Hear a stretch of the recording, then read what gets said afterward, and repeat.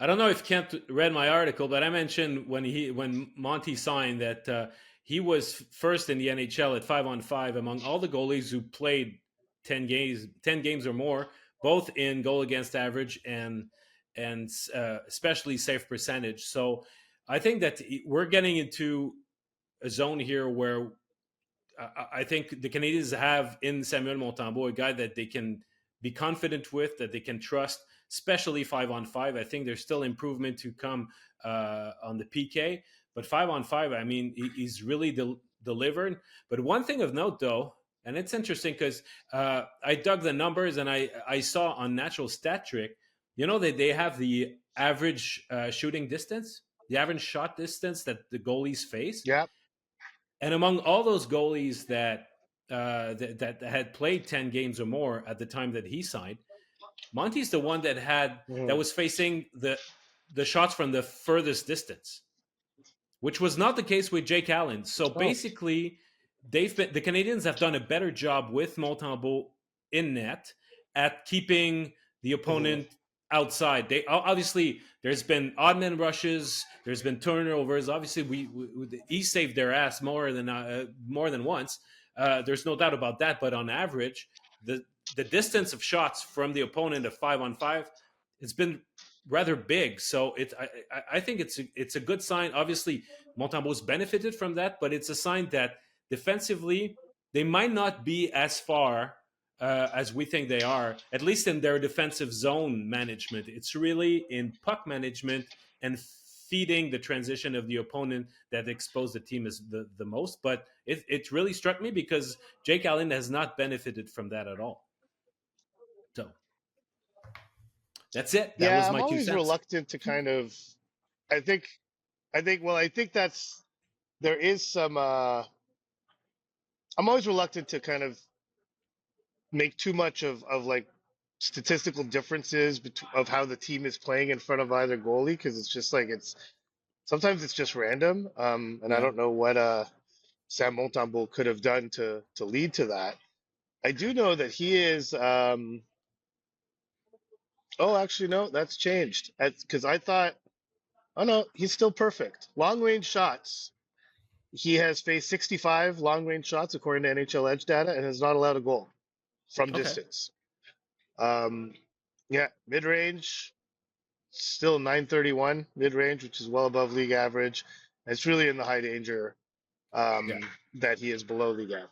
He's well below 50th percentile, and um, so listen, he's not a perfect goalie. If you were a perfect goalie, he'd be getting an 8-year contract with $8 million a year, and that's.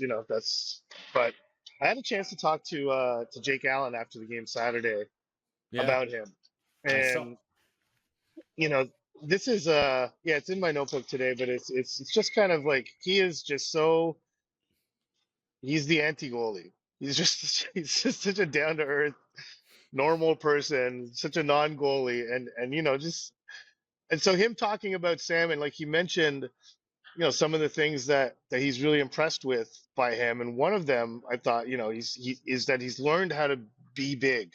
He's learned how to, and this is something that Cayden Primeau is going to have to learn, but he's learned how to really benefit and use his size. Mentioned how deep he plays. He's Yeah. still able to get there. How good of a skater he is. But said that the main thing is that he's consistent with his game plan. And I found that, and he said, I don't mean goals against. I don't mean he's consistent in his performance. Is that he's consistent in his approach and how he approaches game. And I remember Nick Suzuki was talking Saturday morning about how Sam Montembeault on a game day and Sam Montembeault on a day he's not playing are two completely different people. You have Oh. the happy-go-lucky sort of good personality Sam Montembeault when he knows he's not playing, but on the days he is playing, he's super dialed in, focused, intense, and it's kind of that the two sides of Sam's personality that I think allow him to handle the pressure of the position in Montreal, and he doesn't exactly have huge expectations either, but he has big expectations of himself, and is just a really chill guy. Like Yeah. it's really it's I've had over the last month I think 3 different conversations about this contract stuff. And yeah, he mentioned it's kind of on the back of his mind, but like wasn't really letting him he wasn't allowing himself to get overly focused on it or stressed out about it or whatever. And I think that approach whenever he's not playing and not overthinking things and not overanalyzing what he's doing. I think that's really beneficial to him. So, and it's worth noting that the term here is what got this contract to the finish line. I think I had mentioned on the last episode how I thought the term was going to be an issue because if I were Sam Montembeault, as an impending UFA, I would have looked for more than 3 years of term. Like honestly, like I think he was justified in sometimes this is your one shot at it. Like when you're Yeah, a 27-year-old UFA, where getting a 5-year deal as a goaltender would not be outrageous. You'd be 32, and you could even maybe sign another one if things go well. But looking for a 5-year term is something that I thought maybe Sam would want without having actually talked to him about it or without him having told me that. So him accepting the 3-year term um, and accepting a salary that's below Jake Allen's, uh, I think those were two pretty major concessions from Sam, and showed the extent to which he really wanted to stay here because I think both those things were to some extent a line in the sand for the Canadians. They did not want to go too long, and they did not want to go too much money because they're still, I don't want to say skittish, but and they're not doubting Sam by any stretch, but it's just that with the sample size um, that he's had so far, it's difficult to judge what he will be over the next 5 years. It's difficult to judge what he'll be over the next 3 years. So there was I think, some caution exercise there, and I think Sam accepting that this was the reality in dealing with the Canadians and not being tempted by the UFA market and hoping to get a Corpusalo like contract or even Jack Campbell before that, from some other team because it wasn't going to come from Montreal. So I think the terms that he accepted showed the extent to which he wanted to stay in Montreal, in my opinion. yeah. Well, you compare Montembeault, let's say, to Corpusalo. I understand because of either the amount of work or the caliber of goalie that he can. But the biggest issue for Montembeault was the fact that this three goalie rotation makes it so that if it is to get, if it was to extend to any period of time uh, over the course of the season, it would it would not enable him to gather the statistics that would convince other teams to lend him a longer term contract. If he was assured, in based on the actual setup in net for Montreal, that he would be playing 40 to 50 games, then it would be easier. Mm-hmm. You keep talking about sample size. Well, other teams would look at how he performs this year and say, okay, we're comfortable offering him 4 or 5 years. With three goalies, you won't get those cumulative stats and that amount of games that would really comfort the other teams. Some might have been convinced with him, but it was a gamble that I think that they were not entirely comfortable to take. So that's why resorting to 3 years, staying in Montreal the way that he wanted, and ultimately after those 3 years, he's going to be still good enough. I mean, if he's still going on this upward trajectory, after those 3 seasons, he'll still be young enough to go after a 3 or 4 year contract. And in the meantime, he can continue to prove himself, Mm-hmm. be part of the rebuild. And even though there's no trade clause in his deal, there's an handshake agreement that he's not going to be moved during that period. We'll see if it's going to be respected, but there's a mutual agreement that he's going to be in nets for them to bring the team to the next phase of their development and their rebuild. So I think that we tend to picture the fact that because he was destined to he was eligible to free agency at the end of the season, he might have the bigger end of the stick. But it's such a crapshoot with goalies. You never know what you're going to get. You might Mm-hmm. end up thinking, oh, there's going to be a good market for me, but we, it's really difficult to project and to predict how things are going to turn out. So I think that they found a range where both parties were comfortable with what was presented.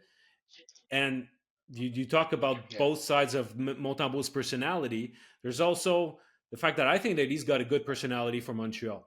And it's not true for every player. It's not true Well, for that's what I mean. every Yeah. local player either, especially.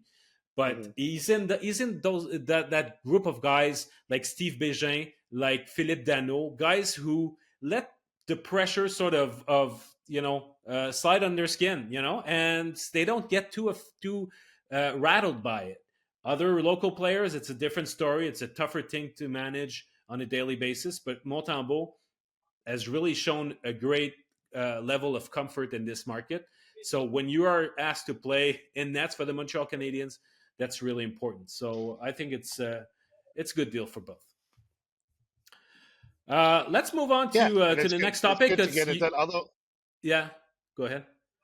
well, just it's just funny that when you said the whole three goalie situation and impacting his potential marketability in UFA, it Mhm. would be funny if they put Cayden Primeau on waivers now that the contract's been settled. Just me. Yeah. Well, that the thing Yeah, though is that I think that they were I wouldn't say that they were waiting for the contract to be resolved to untie the knot, but that's definitely a component. There had to be some sort of insurance about it's a medium huge to long component. term plans. Say, okay, well, at least Hmm. we're securing one of our guys. We know where we stand. Then it doesn't become a decision of which one of the three are we getting rid of. But we're down to two goalies, and now it's going to be are we keep trying to move Jake Allen, or we take the chance of sending Primeau down. To which point do you think that right now at this point in the season, with how things have evolved around the league, do you think it would be more or less likely that Primeau would be picked up if he was put on waivers now? I think it's as likely as it always was. I think Okay. it's there's enough teams out there that are getting really bad goaltending. Um, that's kind of sinking them a little bit.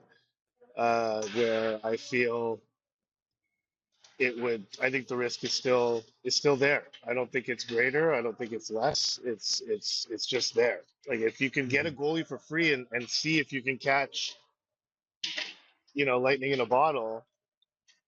There's a lot of teams out there who would give it a shot, and I'm not just talking about Edmonton. I think there's a bunch of teams that would try it, and so Well, Monday's opponent for I'm Montreal not are not sure. exactly benefiting from stellar goaltending, huh? The Seattle Kraken No, hasn't been great for.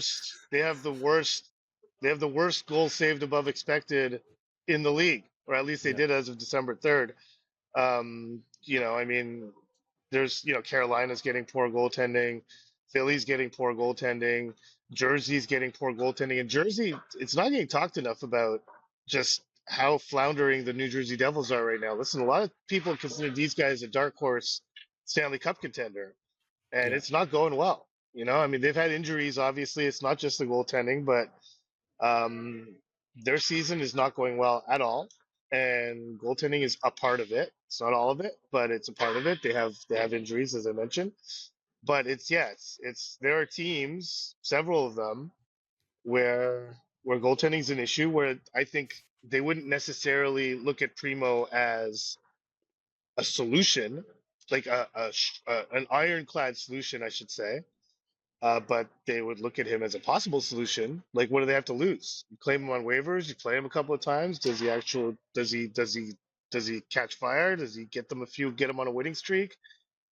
It's worth a shot. So I don't think it might even be higher than it was at the beginning of the season, because I think some of those teams that I just mentioned did not expect, especially the one the Canadiens are playing tonight, especially Seattle, did not expect to have such poor goaltending, and Carolina being another one. I mean, these are, Carolina especially, and now suddenly Philly is kind of in the playoff mix, and like maybe they would want to bring back a Primo to Philadelphia, um, Yeah, that'd be and a good uh, story, and no? give it. So yeah, I think the likelihood, yeah, that would be a pretty cool story, but I think the likelihood is still quite high, and frankly, the Canadians aren't going to allow that to happen. I think that's been made clear, and Ken Hughes pretty much said so on Saturday that they're not willing to lose Cayden Primeau on waivers. So this situation might continue indefinitely until they can find a solution. But Primeau on waivers is not going to be one of them. I was basically joking that they would put him on waivers because of the multiple contract, but